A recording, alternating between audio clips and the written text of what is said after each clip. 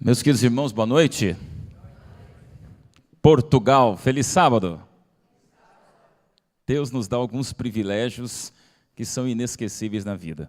Algumas semanas atrás estávamos ali em São Paulo com alguns amigos e já marcando esse momento de encontro com vocês. Trago o abraço do Brasil, trago o abraço da minha família. Sexta-feira à noite sempre é esse momento onde a gente fica um pouquinho saudoso, né? Hora do pôr do sol, momento do sábado acontecendo. Mas eu gosto de pensar que sempre quando eu estou em viagem e de alguma maneira eu estou longe de casa, eu acabo estando perto de um outro lar, que é o lar da família de Cristo. Amém? Bom estar com vocês. Vou tentar falar aqui, qualquer dificuldade que vocês não compreendam uma palavra, eu creio que a gente se entende bem. Já estou pegando um pouquinho do jeito português de falar, prometo comer o pastel de Belém até embora. E a gente vai sentindo o clima. Eu tenho aqui um grupo de anfitriões que está nos tratando muito bem. Meus irmãos, privilégio. Nós vamos conversar hoje um pouquinho sobre a iniciação de uma discussão bíblica. Amanhã falaremos um pouquinho mais sobre a mensagem central e à tarde o fechamento. Agradeço o privilégio de estar com vocês. Já peço a você curvar sua cabeça, fechar seus olhos. Vamos orar. Bondoso Deus, Tu sabes, Senhor, esse encontro. Tu sabes a importância da ASI perante todo Portugal, toda a Europa e mundo. E essa iniciativa de tantos membros, irmãos voluntários, que gostam, Senhor, de colocar os negócios no céu e o céu nos negócios. Meu Deus, coloco tudo isso nas Tuas mãos e que essa mensagem seja exatamente para despertar, talvez para incomodar, para alertar, mas sobretudo para nos aproximar do céu. Senhor, estamos aqui em família e que essa família se aproxime ainda mais do lar das mansões celestiais. Em nome de Jesus. Amém, Senhor. Eu gosto de histórias, e uma história é apenas uma ilustração para você agora viajar comigo na imaginação. Pensa que você tem um amigo de infância e vocês cresceram trocando ideias, conversando, e sempre ele chamando você para algumas celebrações de aniversário. Ele tem uma condição financeira diferenciada, e agora você já é um pouco mais experiente, está aí na sua juventude, de repente você recebe um convite no WhatsApp dele, dizendo assim, olha, eu tenho o meu aniversário chegando, e eu quero que você venha celebrar comigo o dia do meu aniversário. Só que dessa vez esse amigo manda para você apenas o endereço, o horário e mais detalhes nenhum, não diz onde é nada. Você vai. Quando você chega lá, é um domingo de manhã, como hoje, um dia de sol bonito, e quando você coloca ali no Waze para chegar mais perto, quando você percebe que está dando no aeroporto aqui da cidade de Porto, vamos imaginar. E você percebe que teu amigo está ali, estaciona o carro, e ele está feliz da vida, você veio, e junto com você percebe que tem mais alguns amigos desse seu amigo, e ele apenas diz, vocês vieram comigo para celebrar o presente que eu acabei de ganhar de aniversário. Você é o mais extrovertido do grupo, já pergunta para o teu amigo, né? Que presente é esse? E aí ele um pouco constrangido, ele é um pouco tímido, mas muito gentil, ele fala, olha, está ali, ó. E de repente você vê, na pista de pouso do aeroporto, uma aeronave, um jatinho particular, um avião particular, esperando as pessoas entrarem. Você olha para ele e diz assim, você ganhou um avião de presente? Ele falou assim, ganhei, eu queria que vocês curtissem comigo. Gostosa a experiência. São 10 pessoas, mais o teu amigo, você é o primeiro a entrar na aeronave, vai lá para o fundo e já pega a janela, e depois entram todos, sentam naquele avião cheirando novinho, eu não sei como é cheiro de avião novo, mas imagino deve ser muito especial, e aí todos se assentam, finalmente entra o comandante, ele olha para todos vocês com um olhar sereno, se tranca na cabine de comando, portas fechadas, turbinas acionadas, o avião descola da pista em direção às alturas. Você está feliz da vida, já voou tanto em avião de carreira, mas em avião particular, novo, e do teu grande amigo, primeira vez. Aí o piloto fala, senhoras e senhores, bem-vindos ao voo especial, vamos sair aqui de Porto, vamos dar uma volta até a Espanha e voltarmos. É um passeio turístico hoje, para a gente experimentar o voo inaugural dessa aeronave, modelo, e ele fala o número do modelo da aeronave. Experiência inesquecível. Você com o celular tirando foto, altitude de cruzeiro, espetáculo de céu, espetáculo de domingo pela manhã, até que lá em cima você começa a sentir uma coisa que todos nós que voamos já passamos em algum momento, que é o avião começar a tremer um pouquinho. E aí treme um pouquinho mais, começa a tremer bastante, começa a gerar um desconforto, você lá no fundo já tenta acalmar o povo, dizendo, fica tranquilo que é turbulência. mas não tem nuvem, não tem tempestade, está tudo lindo, e de repente o avião, em vez de só ficar numa turbulência, você começa a perceber que ele começa a pender um pouco para o lado, o que te dá um desespero quando você, na janela, olha pela janela e percebe numa das asas do avião algo que você não queria ver. É imaginação, tá? Pastor, não vou voar mais. Não, vamos imaginar. Fumaça, nessa hora você grita lá de trás. Gente, tem fumaça na turbina. E nessa hora o avião perde altitude, começa a se desequilibrar no ar, e um pouco mais embaixo ele se segura, e você vê que agora há um ruído muito estranho nas turbinas, onde você percebe alguma coisa errada no avião, e neste momento, imagina comigo, abre-se a porta do comandante, não tem ninguém no comando, e o comandante no corredor diz: senhoras e senhores, estamos com um problema. E aí você grita: volta lá para a cabine. Não, está no piloto automático. Ele fala: nós estamos percebendo que este avião veio com um defeito. E o defeito quer dizer que a turbina do lado esquerdo já explodiu. E eu estou percebendo que em alguns minutos, talvez 4 a 5 minutos, a turbina do lado direito também vai explodir. E eu tenho apenas esse tempo para dizer a vocês uma coisa. E agora você lá no fundo diz: nós vamos morrer? E o comandante não está nervoso, ele está tranquilo, ele está sereno. Ele diz: fiquem tranquilos, porque essa aeronave, além de luxuosa, especial, é uma aeronave que vamos experimentar juntos um sistema extraordinário de sobrevivência. Ele aperta um botão do teto da aeronave, agora imagina mesmo, viu? Vamos viajar na imaginação. Não caem máscaras de oxigênio, caem bolsas no colo de cada um. E quando você vê aquela bolsa no teu colo, o avião sustentando por apenas mais 3 ou 4 minutos, para daí cair de vez, o comandante com calma diz assim: essa aeronave veio com, para cada um de vocês, um paraquedas. E agora você grita lá no fundo: mas eu nunca pulei de paraquedas. Ele diz: fiquem tranquilos que todos vão sobreviver. Eu vou abrir aqui a porta e vocês começam a pular, porque é um paraquedas automático. E agora o comandante fica bem sério e fala assim: ninguém vai morrer. Façam uma fila, tic-tac, tempo correndo, você que foi o primeiro a entrar, agora é o quê? O último a sair. E apenas fazem aquela fila, o tempo correndo, falta 3 minutos, e a primeira pessoa, sem nenhum machismo, é uma mulher que chega lá na porta e não pula. E agora o comandante olha assim: pula, minha senhora. Não posso pular. E agora você lá no fundo diz: empurra ela.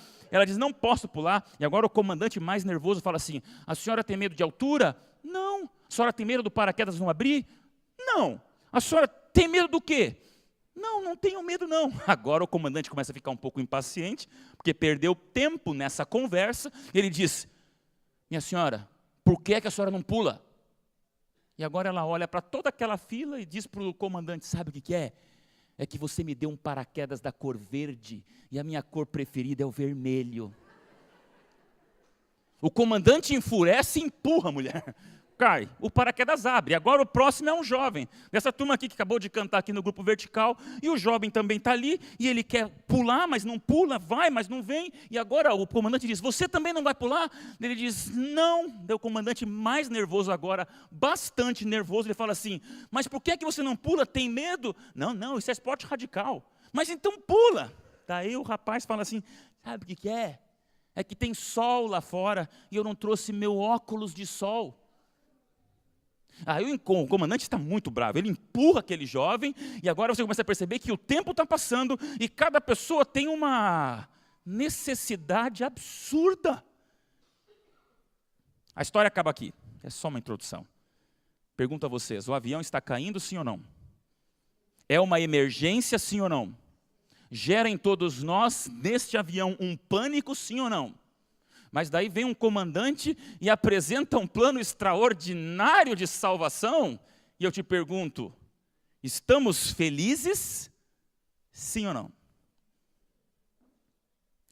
Você já percebeu que às vezes essa história representa muito mais da nossa vida espiritual do que a gente pensa? Estamos realmente felizes com o absurdo da salvação, ou estamos incomodados com o paraquedas não ser da nossa cor preferida? Eu queria começar nessa primeira mensagem com vocês, tocar numa ferida do cristianismo. Quando nós cristãos, a gente vem até a igreja com nossos sorrisos muitas vezes plastificados, nem sempre naturais. Mas lá dentro do nosso coração a gente fica chateado porque gostaria de ganhar um óculos de sol e o comandante diz: o paraquedas eu te dou, mas não vem na cor vermelha.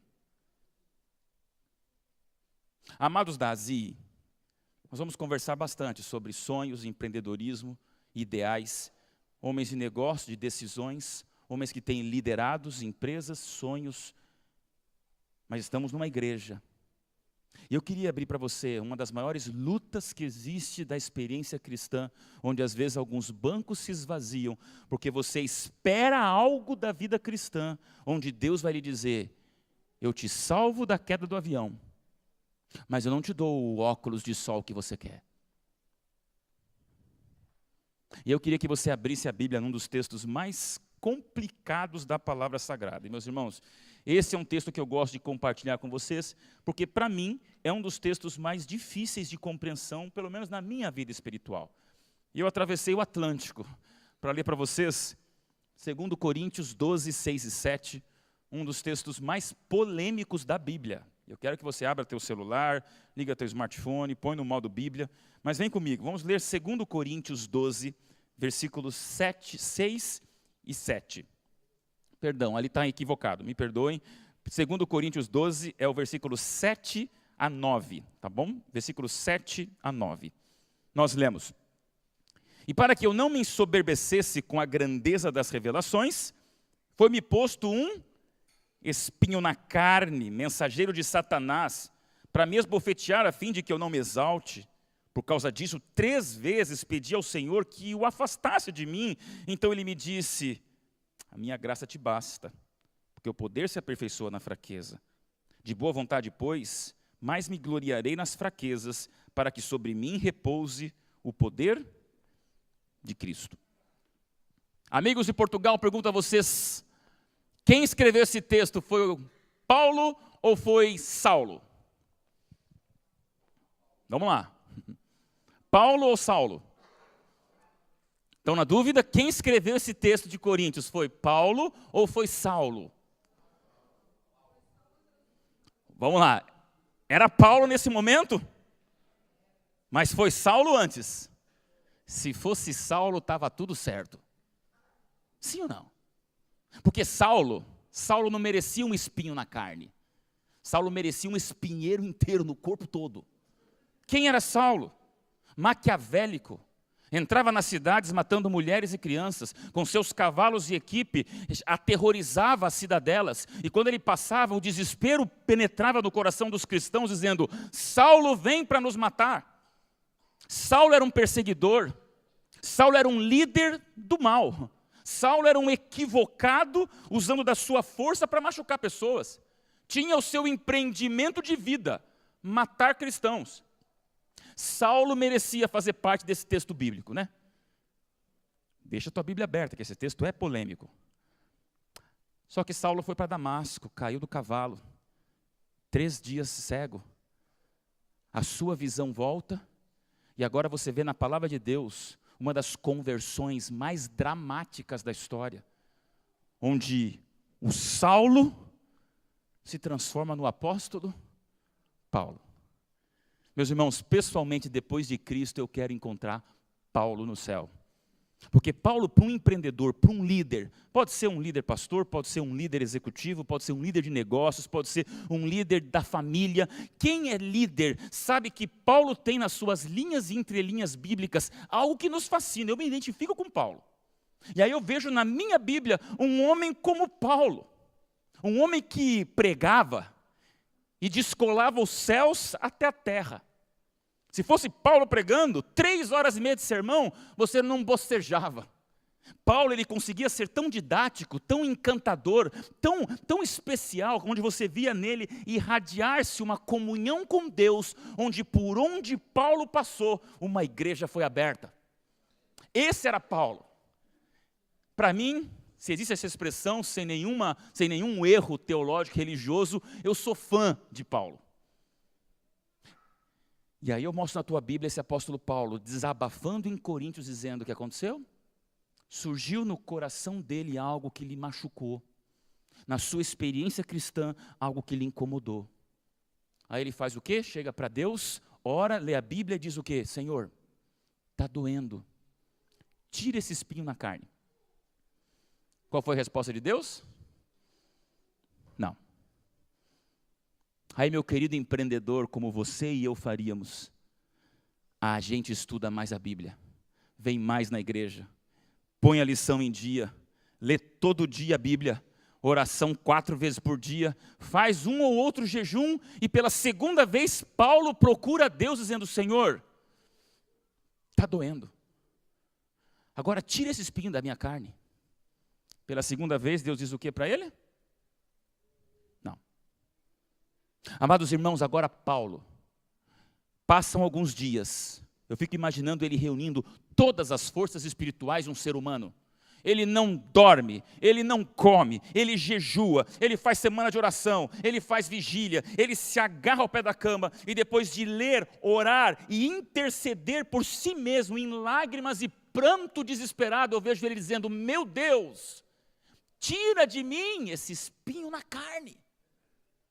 E agora é o texto que eu acabei de ler para você, quando ele diz que Deus responde para ele audivelmente o quê? Paulo, meu filho, a minha graça te basta. Ou seja, não. Empreendedor, quando você está em crise nos seus negócios, o que é que você faz quando você espera de Deus um sim e de repente vem um não? Ou você com a sua família vem para cá com um sorriso maravilhoso, mas sabe que alguma coisa está desmontando lá dentro e você pede para Deus um sim e de repente Deus diz, minha graça te basta. Amados irmãos, eu não sei o que é um espinho na carne, mas todos nós sabemos o que é um prego no sapato. Sim ou não? Um preguinho, um parafuso que atravessa a tua sandália. O que é isso? Não mata, não atinge o coração, não atinge nenhuma artéria vital do corpo. Paulo não estava morrendo por causa do espinho na carne. O espinho na carne de Paulo era uma situação de incômodo, onde você, quando tem um prego no sapato, cada pisada você sente que está doendo, mas não morre, mas incomoda. Não mata o teu corpo, mas mata a tua paz de espírito.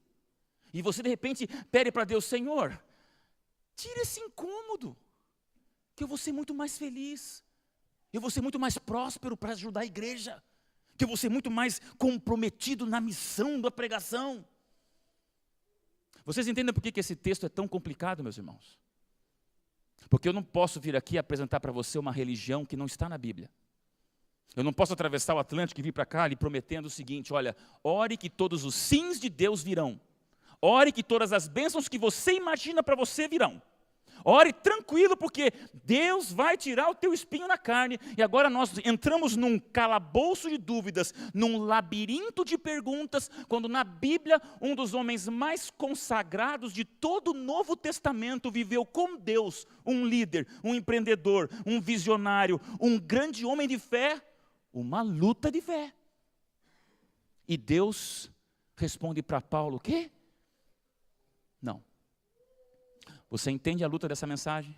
Pastor, qual era o espinho na carne de Paulo? Eu tenho pouco tempo, não vou me demorar muito. Eu vou lhe dizer para você que o verdadeiro espinho na carne de Paulo, nós só vamos saber quando no céu nos encontrarmos com Paulo. Talvez nem vamos querer saber lá no céu. Mas aqui na terra, você pode ler a Bíblia 200 vezes, que você não vai ver nenhum momento bíblico, Paulo escrevendo, o espinho na carne da minha vida era ... e o que aconteceu. Não. Nós temos algumas imaginações, algumas ideias, algumas tendências de percepção nos escritos de Paulo, o que poderia ser esse espinho na carne, para você entender como ele se identifica comigo e com você. Resumir em 4 maiores possibilidades de espinho na carne. Primeira, tentação. Você pode ser um homem de Deus, mas como Paulo, antes de homem de Deus, ele era um homem. A tentação acompanha onde a gente vai. Ela está aqui. É a comunicação diabólica do inimigo com cada um de nós, pegando o nosso ponto fraco. Nós não sabemos qual era a tentação de Paulo, mas dá até para a gente imaginar algo bem provável. Você sabia que Saulo foi casado? Para ser membro do Sinédrio, como ele fazia parte, romano e judeu, só homens casados faziam parte daquilo. E aí você me pergunta, mas onde está a esposa de Paulo? Se ele viveu viajando em 3, 4, 5 viagens missionárias, e em tudo na Bíblia você vê Paulo náufrago, Paulo levando chicotada, Paulo sendo apedrejado e sempre sozinho. Das duas, uma, ou ele ficou viúvo, ou a esposa não quis acompanhá-lo quando ele se converteu. Nós não sabemos. Mas a verdade é que você vê Paulo tendo um ministério completamente desacompanhado. E aí, meus irmãos, dá para a gente imaginar um homem de Deus, mas antes um homem? Talvez o problema de Paulo não fosse tentações sexuais, mas dá para a gente imaginar a minha e a tua tentação, como você não conta nem para o teu cônjuge, nem para o teu filho, nem para os teus pais. E essas ratoeiras que Satanás prepara para nós, ele sabe exatamente qual é o meu ponto fraco. Posso sair com vocês aqui em Portugal 4 dias da minha vida e passar em todas as lojas de bebida alcoólica na frente, vinho e bebida. Eu vou olhar e vou dizer, não me tenta. Não é meu ponto fraco. Agora, eu nunca vou contar para vocês o ponto fraco que Satanás sabe, que na hora que me coloca naquela situação, eu passo a minha luta. Talvez seja você, pastor. A minha luta é a bebida. Pastor, a minha luta é o passado. Pastor, a minha luta é o temperamento. Pastor, a minha luta é um desespero que eu não conto para ninguém. Qual é a tua luta de tentação? E aí eu fico pensando mais do que nunca. Paulo olha para Deus e diz, Senhor, se o Senhor tirar de mim a tentação, eu vou ser um melhor cristão. E a Bíblia mesmo nos diz o quê? Não virá tentação mais forte do que a possibilidade de Deus lhe ajudar. Mas Deus responde para Paulo o quê? A tentação vai continuar, Paulo. Eu não vou tirar a tentação de você. Segunda hipótese. Talvez não fosse tentação. Talvez fosse temperamento. E aí, amados líderes, falo no encontro de líderes para líderes. Você sabe exatamente o que é lidar com o que Paulo tinha que lidar. E você vê que na Bíblia, ele não disfarça, ele mesmo na biografia, e como Lucas também conta de Paulo, você percebe mais do que nunca que Paulo era uma pessoa de decisão firme. Ele era um gestor, ele era um empreendedor da fé. Ele queria exatamente alguma coisa, ele tinha um alvo, ele tinha objetivos, ele tinha uma própria cobrança para chegar aonde mais ele sonharia, que o final era chegar para falar com César, como vimos na lição da escola sabatina do trimestre passado. E agora você vê que Paulo era esse homem até um pouco, às vezes, impaciente. Se vinha alguém meio covarde perto dele, o que ele fazia? Sai, eu quero outro. Não, eu quero gente corajosa. E a Bíblia não disfarça que em alguns momentos você percebe que Paulo lá na frente vai ver que alguns que ele rejeitou no começo foram bênçãos para ele no final da vida. Mas revelando a humanidade de Paulo como um homem que tinha decisão, mas que às vezes podia acontecer do sangue subir para a cabeça, a razão descer para o pé, e a gente perder a cabeça. Quem não? Já viu o teu temperamento? Deus, muda o meu temperamento, é meu espinho na carne. Talvez você pareça ser doce, mas quando você fica sozinho, ninguém segura. Temperamentos mais variados. E isso é uma luta que acontece. Toda pessoa que lida com gente, ela lida com o seu próprio temperamento. E talvez a luta de Paulo, que recebeu de Deus um não para a tentação, seja a luta que você e eu vivemos para receber um não contra o controle do nosso temperamento, que continua fervendo. Amados irmãos, sabe aonde mais acontece a luta dos temperamentos? No ringue das 4 paredes. Casa. Estou casado há 17 anos com a Ellen. Confesso a vocês como pastor, nunca pensei em me divorciar. Amém? Só pensei em esganar, arrebentar e bater. Pensei. Me enforcar. Quem não? Casado sabe o que eu estou falando. Família. A família conhece. E eu digo a você, essa luta do temperamento está dentro do ambiente cristão.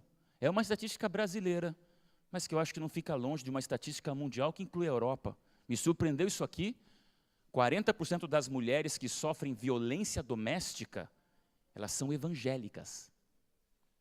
A família tem princípio religioso. E aí isso muda a nossa maneira de perceber que, peraí, não é porque existe uma Bíblia em casa que os temperamentos estão totalmente dominados. Aí você entende por que talvez Paulo pediu para Deus, Deus, me faz calminho, me faz bonzinho, me faz pacato, me faz melancólico, me faz tranquilo. E Deus diz o quê?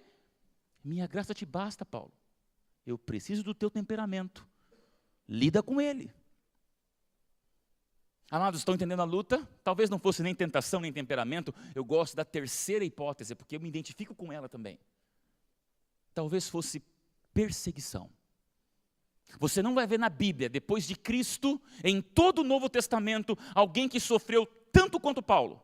Alguém que entrou tanto em situações como Paulo. Paulo pregaria no final de semana como esse, eu estou com vocês, mas em vez de ganhar abraços na saída, ou o carinho dos irmãos, era a polícia na porta dizendo, 1 semana na prisão. Paulo acabava de fazer uma semana de evangelismo, em vez de ganhar um carinho da igreja, ele ganhava 50 chibatadas nas costas, chicotadas. Depois de 3 meses vivendo para uma comunidade, o presente que ele ganhava do céu era o quê? Dormir com ratos embaixo do subsolo, dizendo, você é rejeitado por todos. Paulo foi chicoteado, apedrejado, picado por cobra, enfrentou naufrágio, viveu constantemente apanhando. Eu acho que em algum momento Paulo olhava para suas costas marcadas e chega para Deus e fala, Senhor, está doendo. Tira a perseguição, que eu vou ser mais forte. Tira a perseguição, que eu vou ser mais poderoso. Tira a perseguição, que eu vou batizar ainda mais. Você já viveu perseguição de alguma forma? O bullying religioso? Alguém que de repente não bate em você, mas prejudica você nos teus negócios, porque não aceita que você seja um empreendedor cristão. Alguém honesto nos impostos, alguém que fecha de maneira correta os seus negócios. Não, isso no mundo lá fora incomoda, e às vezes a perseguição, ela é muito maior do que chicotada. Eu me lembro quando eu estava no começo do meu ministério, eu era pastor numa igreja em Curitiba, fizemos uma semana de conferência, e ali eu batizei um garoto chamado Rodriguinho, com 11 aninhos, menino de ouro. E depois de eu batizar esse menino, eu era pastor de uma igreja na periferia, não era no centro de Curitiba, uma das capitais ali do Brasil, mas na periferia, e eu me lembro que um dia eu cheguei na igreja e o Rodriguinho estava chorando. Poxa, um juvenil chorando sozinho, porque ele era o único adventista da família, seus pais permitiram ele ser batizado, com a família estava tudo bem. Eu fui conversar com ele, Rodrigo, o que aconteceu? Pastor, só ora por mim. O que aconteceu, Rodrigo? O Rodriguinho disse, pastor, é que ontem eu estava na escola. Estudava ali no 5º, 6º ano da escola. Escola pública, ali da região de Curitiba. E ele falou, meus coleguinhas descobriram que eu virei crente. E agora, pastor, quando eu vou para a escola, eles atravessam a calçada do outro lado e vão gritando do outro lado da calçada, vai lá, crentão, olha o crentão lá. Uma maneira pejorativa, feia. Não me chamam para jogar bola quando dizem, o crentão não joga. Seus olhos borbulhavam lágrimas. Naquela hora eu me senti chateado, porque eu falei, eu, agora com 43 anos, pastor que prega em público, veículos de comunicação, nas redes sociais, ser perseguido, é perceptível, é compreensível. Agora, um garoto de 11 anos, com 1 mês de batismo, que já vive dentro do coração dele as chamas da aprovação, meus amigos, isso toca o coração de todos. Pode ser no teu namoro, que você começou com boas intenções, e o que era uma namorada bacana virou uma vilã acusando você, que não aceita a tua fé. Pode ser você, que de repente na sua maneira de ser com seus amigos, está mudando o seu comportamento, quer colocar a tua vida em dia, e você recebe perseguição. Paulo pede para Deus, tira a perseguição, meu Deus. Deus responde o que para Paulo, meus irmãos? Minha graça te basta. Ô pastor, e qual é o quarto? Qual é a quarta hipótese de espinho na carne? Essa é a mais aceita no mundo teológico. Muitos pastores, estudiosos da Bíblia, entendem que você vê nas entrelinhas das cartas de Paulo a possibilidade de que o espinho na carne de Paulo fosse algo realmente no corpo, físico, na sua pele ou no seu estado de corpo. Ou seja, alguns dizem que Paulo, quando ele termina algumas cartas, você vê que sempre quando conclui as suas cartas, ele diz, veja com que grandes garranchos ou letras grandes eu assino o meu nome, ou obrigado a Timóteo, obrigado a outro, Marcos, obrigado a quem está comigo, que está escrevendo para mim essa carta. Ou seja, Paulo tinha um problema para escrever, ou Paulo tinha um problema para enxergar. Não estou fazendo nenhuma teologia nesse momento, uma doutrina, Mas a gente pensa que uma grande possibilidade é que Paulo, quando voltou a enxergar depois de Damasco, Deus permitiu que a sua visão não voltasse como era antes. Ou seja, para um pregador como eu estou aqui, vendo a reação de vocês, no olhar de vocês, um pregador que não enxerga detalhes da multidão, é um ruído de comunicação. Paulo era um grande professor, era um grande pregador, era um grande acadêmico. Imagina o desespero dele confundindo pessoas, traços com troncos. E não saber o olhar da sua multidão, e de repente ele pede para Deus: Senhor, eu queria voltar a enxergar como eu enxergava como Saulo. Imagine a visão de Saulo com o poder de Paulo. Já teve uma situação com o teu corpo? Já se sentiu ruim com o teu corpo? Esperava algo, e alguns às vezes me procuram, os jovens, né, pastor, quando Deus me fez, Ele errou na forma. Acorda de manhã se sentindo super bonito, super bonita, olha para o espelho que olha para você e diz: mas você está feia. Isso dói, nós disfarçamos, mas no fundo, todo mundo tem alguma coisa que não gosta. Quilos a mais, a menos, é um corpo que não responde mais, rugas que vieram, cabelos que caíram, ombros diferentes, pintas no lugar errado, de repente uma doença que você não semeou e está colhendo. Problemas no físico todo mundo tem. E aí você entende porque eu chego à conclusão de que essas quatro possibilidades de espinho na carne, elas se identificam com o nosso desespero de olhar para Deus e falar: Senhor, alivia. Senhor, tira o espinho. Olha os meus negócios no caminho da missão. Senhor, melhora a situação. Confuso esse sermão, não é? Até agora eu só te deixei com dúvida. Exatamente porque eu lhe falei que esse texto me incomoda muito. Eu sempre esperei da Bíblia, da minha educação em berço adventista, meu pai pastor, minha esposa filha de pastor, e a gente acaba adquirindo aquela sensação de que não, na igreja eu só recebo sim, crise é para o mundo, para mim jamais. E aí você faz 43 anos como eu tenho hoje, eu digo: Senhor, meu batismo foi errado, porque olha o tanto de crise que eu já passei, que vocês nem imaginam. Pessoa pública não expõe seu lado particular, né? Mas você não tem noção das lutas, como talvez você não expõe para os teus amigos as lutas que você passa como um gestor da vida. Amados irmãos, eu não vou deixar você com dúvida. Eu quero lhe dizer por que eu gosto tanto desse versículo que me incomoda tanto, ou me incomodava. Eu aprendi o porquê que esse texto está na Bíblia. Se eu tivesse feito a Bíblia, teria tirado esse texto. Mas quem fez a Bíblia foi Deus. E eu comecei a entender por que Deus permitiu que isso acontecesse com Paulo, e por que está na Bíblia esses 3, 4 versículos garrafais de Coríntios, para você hoje aqui em Portugal, numa sexta-noite, horário de sábado, viver comigo a recapitulação dessa experiência de Paulo. Sabe quando eu entendi esse texto bíblico? Quando eu fui professor na sala de aula. Eu dei aulas de religião, e se hoje eu tenho uma comunicação especial, eu aprendi muito na sala de aula, porque quando eu me formei pastor, me chamaram para ser professor lá em Curitiba, onde eu comecei meu ministério, numa das escolas mais difíceis e desafiadoras, que era a escola do Boqueirão, periferia da cidade, onde no Boqueirão tinha aquelas turmas mais diferentes de todas, e eu era o professor com menos de 22 anos, recém-formado, um garotão, dando aula para garotos de ensino médio, que eram maiores do que eu, mais fortes do que eu, e não queriam nada com religião. Agora imagine o que é você hoje enfrentar sala de aula, num verdadeiro octógono de MMA, onde você vê a luta entre o bem e o mal.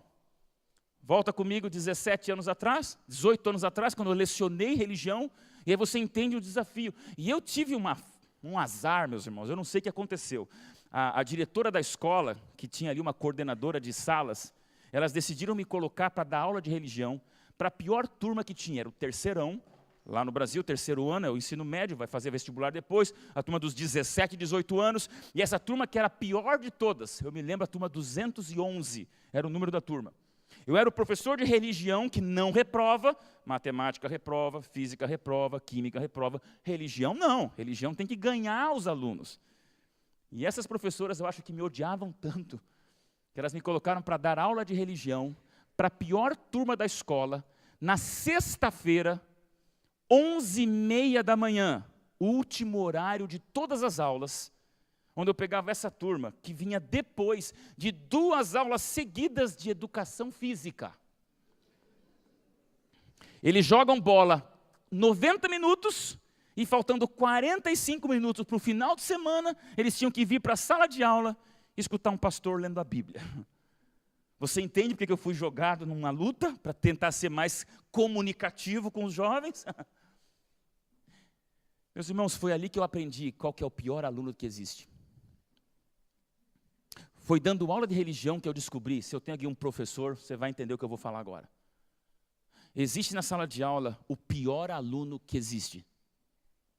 O pior aluno de uma sala de aula não é aquele revoltado que senta lá no fundão e às vezes fica dando problema, gritando, não para quieto. Eu era um pouco do fundão, não posso fugir da verdade. O pior aluno também não é aquele que às vezes fica no recreio, indo atrás do professor com o lanchinho, biscoitinho, né, com o sanduíche. Quer sanduíche, professor? Quer nota, bajulador. Não é o pior aluno.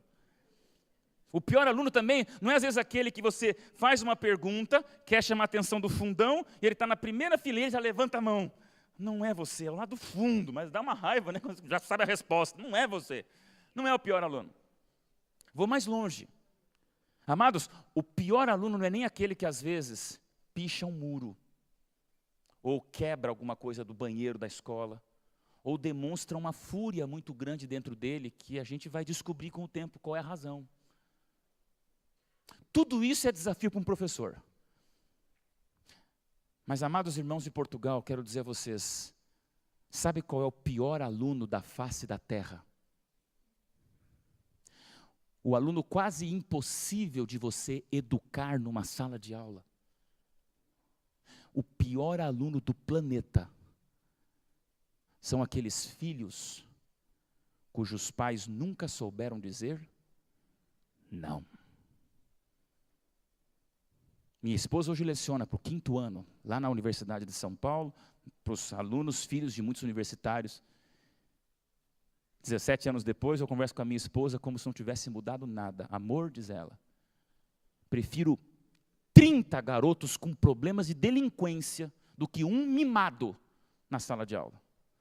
Mimado existe? Palavra para todos, né? Português. Mimados são difíceis de serem educados. Por quê? Agora eu vou mais fundo. Recebem liberdade dentro de casa sem limites, e às vezes vai ser na polícia lá na frente que vai ter que pôr limites nesses garotos que não aprenderam a receber não. Se você não diz um não, quem vai dizer não é o delegado, é a polícia. E aí eu fiquei pensando mais do que nunca no porquê que existem situações na Bíblia onde você vê pedidos que não acontecem. Meus irmãos, esqueçam tudo o que eu lhes falar agora nessa noite, mas não esqueça o que eu vou lhe dizer agora. Entre a luta do bem e o mal, Deus vê o que você não vê, Deus sabe o que eu não sei. E Paulo não imaginava o que Cristo já sabia da vida espiritual de Paulo, para ser cada vez mais dependente de Deus. Então aqui vai a frase que resume o sermão de hoje. O alvo de Deus para a tua vida não é fazer você ter o que quer. O alvo de Deus para a tua vida é levá-lo para onde você deve ir. Amém? Você acha que Deus está tão preocupado com a cor do paraquedas, enquanto Ele diz, pula e salve? Você está entendendo quando eu digo para você, o alvo de Deus não é só ser Papai Noel. E cada vez mais a gente percebe uma sociedade dependente de religiões, máquina de refrigerante. Aquelas máquinas automáticas, põe o teu dízimo lá e receba o refrigerante que você pediu. Vai lá, quer o lanchinho? Então dê uma oferta bem grande que Deus vai abençoar teus negócios como se fosse uma troca. Espera aí, tem coisa errada. O alvo de Deus não é ser Papai Noel para mim e para você. O alvo de Deus é como o Salvador nos levar para o céu. E eu te pergunto, nós estamos entendendo isso? Amados, vivemos hoje uma sociedade de bolha. Ela é vazia, ela tem cor, mas ela é vazia, ela flutua no ar, não tem nada dentro, nada fora. E não é só os mais velhos, são os mais jovens, são crianças como minha filha de 9 anos. que já estão se acostumando com falta de limites, falta de nãos, falta de uma firmeza espiritual, onde você entenda que não é tudo assim tão simples. Quebrei meu pé, 2 meses atrás. Estava caminhando, virei o pé e quebrei o 5º metatarso, do lado esquerdo aqui. Inclusive, quem me encontrou alguns dias atrás me viu com uma bota ortopédica que me deixou desesperado. Minha esposa falou que não me suportava mais, 40 dias com uma bota no pé, isso é horrível, né? Mas eu me lembro até hoje quando eu fui no médico, e ele me disse que eu tinha quebrado o pé, que eu achei que tinha só virado. Não, vai acontecer tudo bem, não estava jogando bola, não estava correndo, não estava andando de bicicleta, virei caminhando. Fui no melhor ortopedista ali de Campinas, cidade onde eu estou morando perto em São Paulo, ele olhou, faz o raio-x, eu acho que quebrou. Eu falei, não quebrou, doutor. Aí ele falou assim, volta do raio-x. Quando eu voltei, ele me mostrou na tela, o osso quebrado. Ele falou, teu 5º metatarso quebrou. Eu entrei em pânico, ele só me acalmou dizendo, fica feliz porque foi o mesmo osso que o Neymar quebrou alguns tempos atrás. Foi igual o Neymar do Brasil, né? Aí ele falou uma frase que eu não me esqueço, meus irmãos. Ele disse assim, sabe por que você quebrou teu pé? Eu falei para ele, olha, eu virei o pé, mas eu tive que confessar uma mania que eu tinha até essa vez. Não amarrar tênis. Quando eu estou numa maneira mais informal, adoro viajar com tênis aberto, ou comprar esses tênis que não fecham, super confortáveis, algumas marcas que são extremamente abertas, e eu deixo aberto, abro o cadarço, aqui estou arrumado, mas na viagem eu deixo tudo. Aí ele falou assim, a frase que eu não me esqueci, o pé é interessante, se você aperta ele demais, você até machuca. Agora, se o teu pé você deixa frouxo demais no calçado, você quebra o teu pé.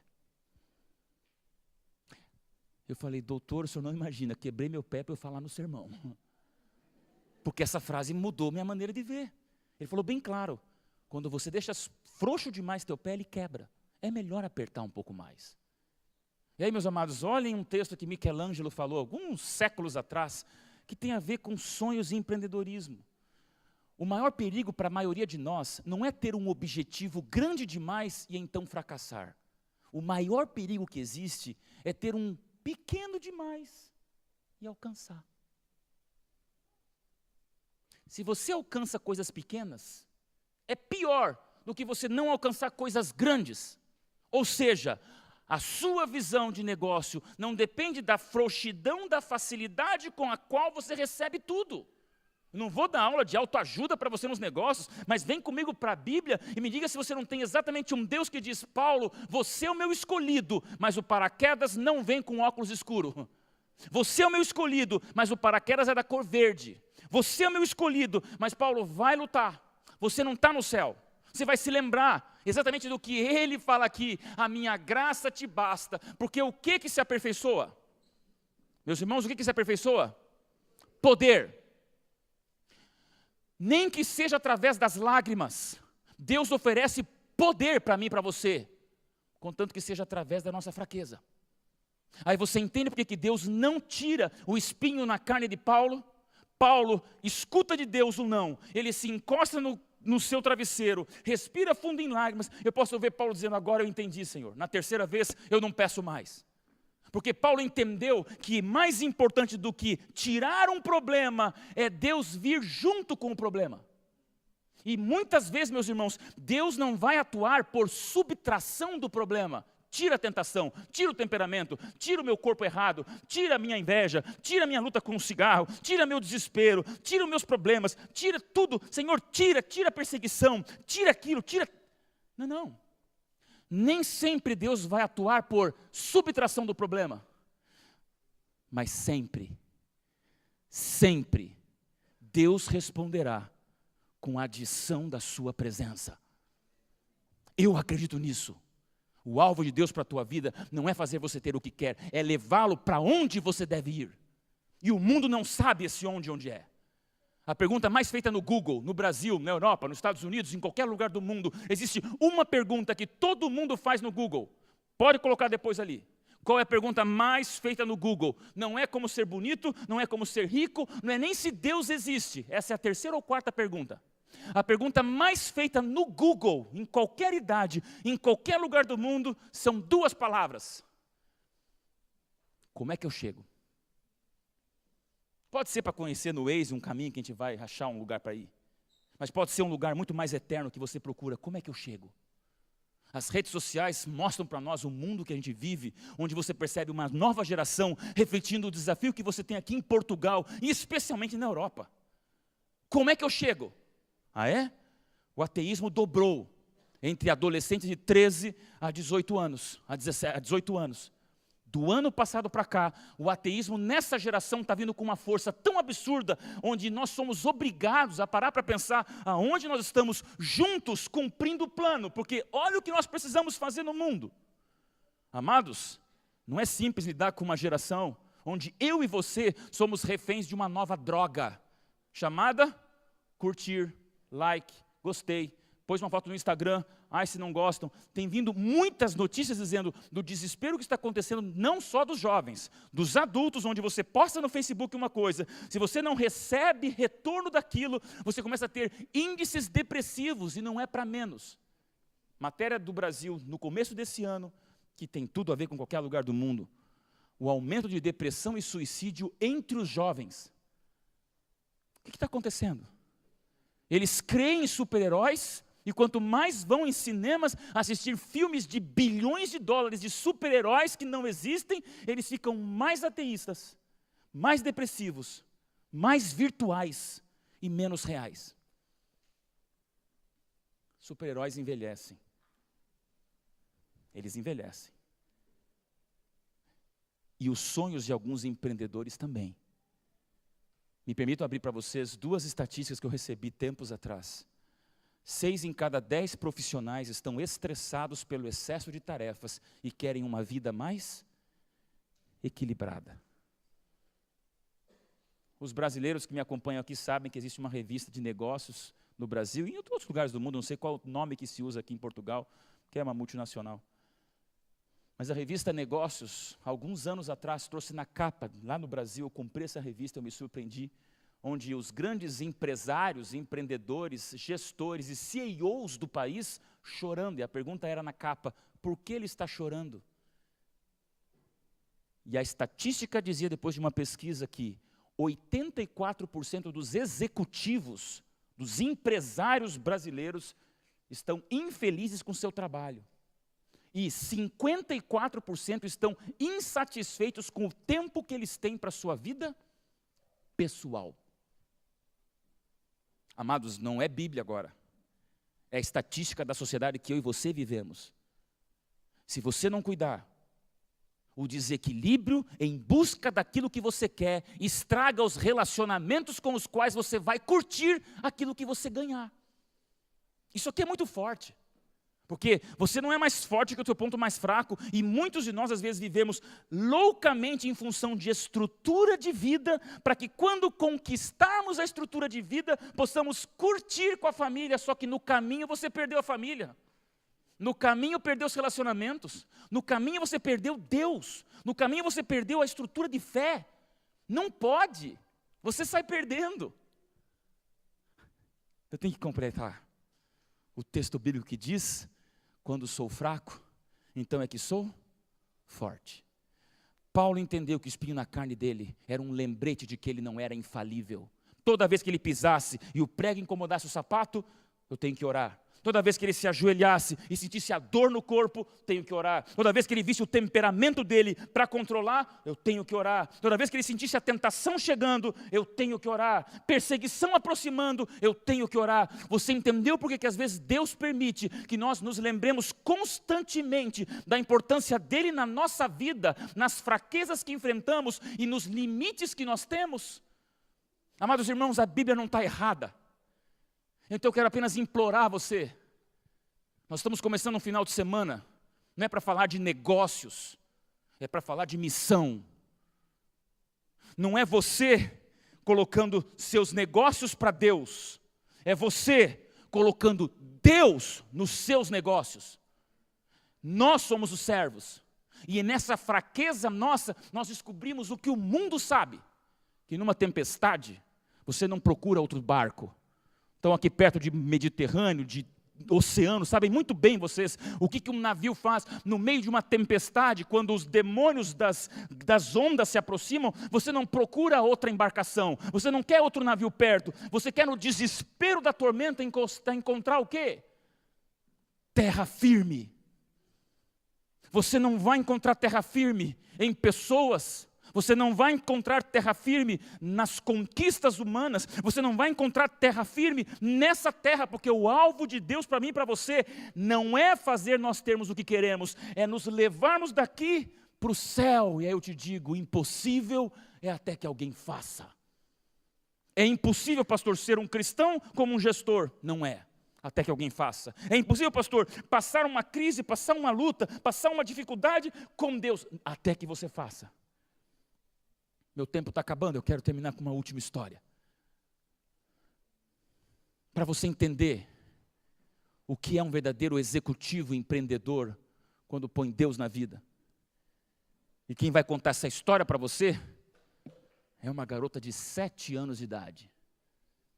Minha filha está com 9, a Thalissa. Amanhã eu mostro um pouquinho de fotos para vocês. Eu sou enlouquecido pela minha filha, sou pai coruja mesmo. Thalissa é um beijo de Deus, pedaço da gente. E 2 anos atrás, eu iria pregar num sábado na igreja do UNASP, campus Engenheiro Coelho, a maior igreja do Brasil que nós temos, 3.000 pessoas, eu ia ser o orador daquele sábado. E na noite de sexta-feira, eu estava em casa, preparei o sermão, me concentrei e falei, vamos dormir cedo. Thalissa, na época, estava ali com seus 6 para 7 anos, quem é pai de criança sabe, que tem uma fase que começam a vir os medos da noite. Sabem disso? Lembram disso? O que são os medos da noite, né? A oraçãozinha dela era um desespero. Pai, ora para que saia aquela velha atrás da cortina, aquela cobra do teto, ai, tem um crocodilo embaixo da cama, aquele cobertor vai virar um homem sem perna. E era um negócio doido assim, que eu falava assim, filha, mas eu me lembro que eu fui assim, pior do que ela. E nessa fase do medo, nós começamos mais do que nunca em forçar a oração com ela. Vamos lá, filha, vamos orar. Papai do céu, anjo da guarda. E eu lembro naquela noite que antes de dormir, eu pus ela para dormir. Falei, filha, amanhã o papai vai pregar, papai tem que estar bem, então eu vou te pôr para dormir, durma tranquila que você vai ver uma igreja bem grande amanhã. Ela ficou feliz, fizemos oração, dei um beijinho nela e ela apagou no sono. Amados, eu me lembro 2 da manhã. Quem é pai e mãe sabe, né? Pode ter sono pesado que não acorda nem com bomba atômica. Mas quando vem uns passinhos de criança perto da cama, aquilo ali é mais forte do que um trombone. Você acorda. Eu me lembro que 2 da manhã eu só ouvi o passinho. Toc, toc, toc, toc, toc, toc. Nem foi para o lado da mãe, porque a mãe, a lemoa mais braba, ela veio para o meu lado, né? Mais sensível, pai, bonzinho, veio para mim. Pai, estou com medo. Daí eu falei assim, filha, daí a Ellen estava acordando, eu tentando descansar, não queria perder meu sono. Eu falei, filha, volta, filha, a gente fez oração. Pai, estou com medo. Aí eu falei, tá bom, daqui a pouco eu vou pregar, mas o sermão vai começar agora. Eu virei, já fiquei um pouquinho mais reto na cama e falei, filha, tá com medo? Tô, pai, posso dormir aqui? Ô, filhinha, eu queria que ela ficasse sempre no quarto dela, né? Filha, a gente não fez uma oração para Jesus? Ai, fizemos, pai. Filhinha, você acredita no poder da oração? Acredito, pai. Filhinha, você tem fé? Tenho, pai. Fui preparando a ratoeira.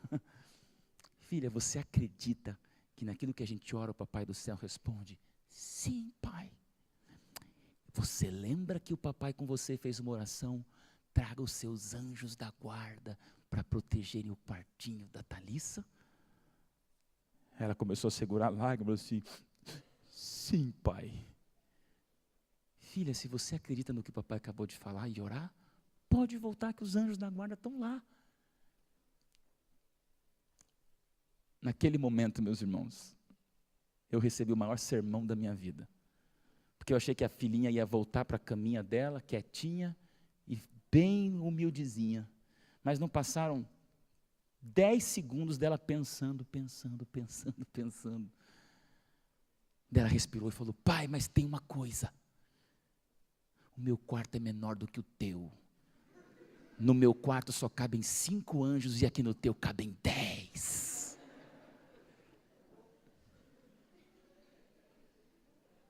Você ri e naquele momento eu chorei. Sabe por quê? Eu só abri o cantinho, pode dormir, filha. Eu vou para o teu quarto e você dorme aqui. Porque, sabe o que eu entendi ali, meus irmãos? A fé infantil, ela traz Deus para a fraqueza. Ela enxerga aquilo que a gente não enxerga. A gente está começando um final de semana juntos, eu quero suplicar a você, olhar para o Calvário e entender que o espinho na carne de Paulo não chegou aos pés do que foi aquele espinheiro do pecado no corpo de Cristo. E é por isso que eu digo a você, a diferença de um líder para um chefe, é que um chefe fica dizendo nãos de graça. Um líder, ele diz sims que custam caro. Ele paga junto com sim, ele vem junto com sim, ele ajuda junto com sim, e ele morre se precisar para dar o sim da salvação. Você vai ouvir uma música no final dessa mensagem. O alvo de Deus para a tua vida não é fazer você ter o que quer, é nos levar para onde a gente deve estar. E esse lugar não é Porto, não é Portugal, não é Europa, não é esse planeta. Você está aqui para se lembrar que juntos cumprimos um plano divino de levarmos a humanidade para onde? Para o reino dos céus. Que Deus te abençoe. Que essa música fale ao teu coração. Fecha teus olhos, deixa ela te levar aonde a tua mente te arrastar agora. E que Deus fale com a gente através do louvor. E eu farei uma oração depois.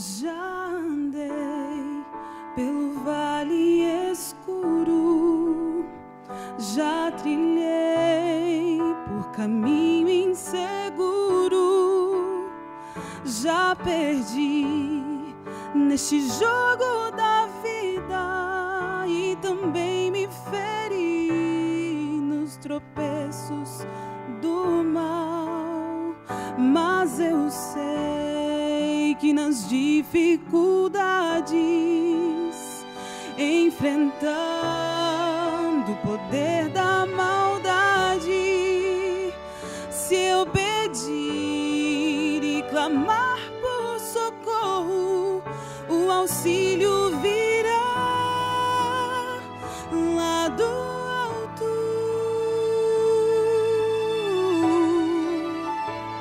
Tua graça me envolve, teu amor é o tesouro que eu mais quero, já me basta teu cuidado, mas é tão bom saber que fui comprado, perdoado.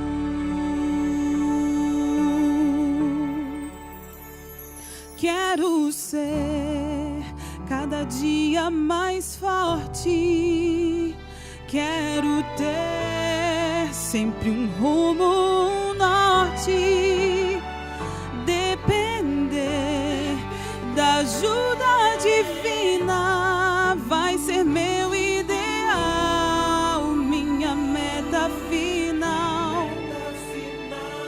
Eu escolho os caminhos da vida e decido viver pela graça. Peço a Deus que me torne um servo, instrumento de paz neste mundo.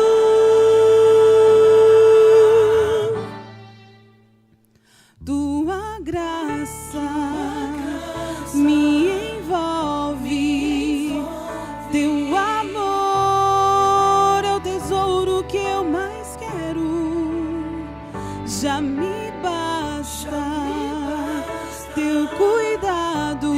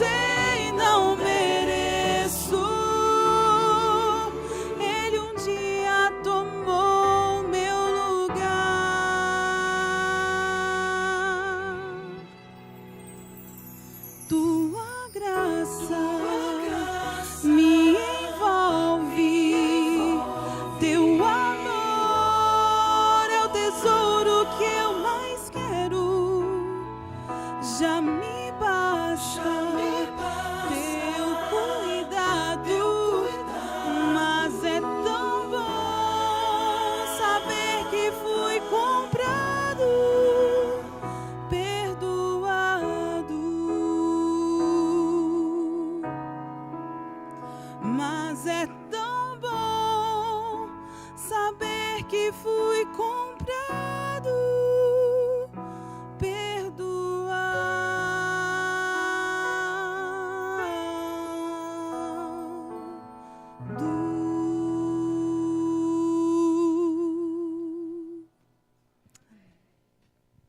Obrigado pela música sensacional. Coroa o nosso sermão. Eu vou fazer só uma pergunta para você. Tem algum paraquedas que não veio na cor preferida? Acredite que a graça de Deus te basta. Sempre vai ter alguma coisa. Talvez não é a crise financeira que acontece em tantos lugares do mundo. Talvez em algum outro lugar da tua vida que tem crise, mas sempre vai ter um canto onde Satanás entra, ou quer entrar. Vou fazer uma oração por quem quer a bênção e a graça de Deus, ainda que sob seus paraquedas de cor diferente. Se você quiser participar dessa oração, coloque-se em pé, por favor. Eu espero você amanhã lá, para a gente ter um outro bate-papo. Chama os amigos, vamos conversar. Deus tem uma revolução extraordinária para acontecer em Portugal, através da Azi e de todos que estão aqui, amém? Pai querido, obrigado, Senhor. Obrigado porque um dos textos mais difíceis da Bíblia está na Bíblia. Para nos lembrar que a luta de Paulo ecoa a nossa luta. Os espinhos que incomodaram o pisar de cada dia na vida de Paulo, para lembrá-lo da sua fraqueza. Talvez sejam os mesmos espinhos que nos machucam para nos lembrar de que nós não somos donos da nossa vida. Aqui, Senhor, existe uma variedade impensável de experiências, segredos, mistérios, conquistas. Homens e mulheres de fé, homens e mulheres de negócios, homens e mulheres de decisão, homens e mulheres com sonhos, Senhor. E eu louvo a Deus pela Azi aqui em Portugal. Louvo a Deus por esse 10º encontro aqui. Que seja para ressuscitar em nós tudo aquilo que possa ter sido sepultado na rotina do tempo. Para que eles lembrem do foco, lembrem de Deus, lembrem da essência de todas as coisas. Mas hoje à noite tu sabes, Senhor, que preparando o terreno para as próximas mensagens, é hora da gente se lembrar de que o Deus dos sims também às vezes é o Deus dos nãos. Pai, então nos proteja, como essa música linda, que a tua graça nos banhe de paz, de amor, que a tua graça nos banhe de sangue divino, para que a gente entenda, Senhor, que com sims ou nãos, o importante é que tu sejas o Senhor da nossa vida. Nos leve para onde devemos estar. Esse lugar é o céu. E numa sociedade cada vez mais secularizada, materialista e indiferente, Pai do céu, nessa noite, por tudo que é mais sagrado na tua palavra, abençoe a cada um de nós com a eternidade em Cristo Jesus. Nos dá uma boa noite e que logo possamos nos reencontrar para mais um momento de leitura da tua palavra, em nome de Jesus. Amém, Senhor. Que Deus abençoe você.